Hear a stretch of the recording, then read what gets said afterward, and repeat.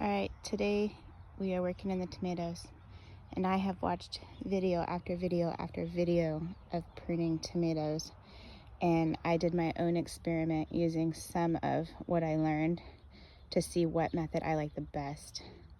So I did the one stem method on the first row and did one stem and took all the suckers and everything else off. And then these ones I left like 3 or 4 stems and left the suckers, and these ones I basically just left all the stems and I'm taking the shade leaves off. So what I've found I like the best, I do not like method number 1. It's fine and the tomatoes are big, but I feel like you don't get as many tomatoes because you take the suckers off.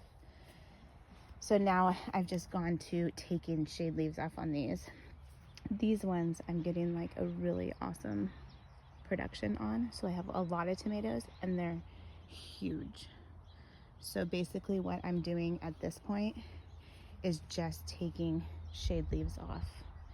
And if you don't know what those are, they're the big leaves that keep protect the tomatoes from the heat. But because we live in the coast, we don't actually really need them, and all it does is takes energy out of the tomatoes and the plants. So this one I just kind of cleaned up, and so I opened it up so there's airflow, and you can see like I missed, like this is a big chunk that's gonna get moisture just held in here. So I'm popping these leaves off, and this is a shade leaf.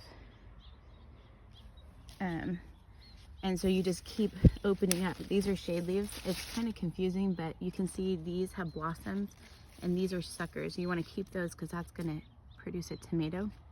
But these other ones, like this one here, you see the sucker coming out here, and underneath it is one of these shade leaves. So they're just big, huge leaves that suck the energy out of the plant.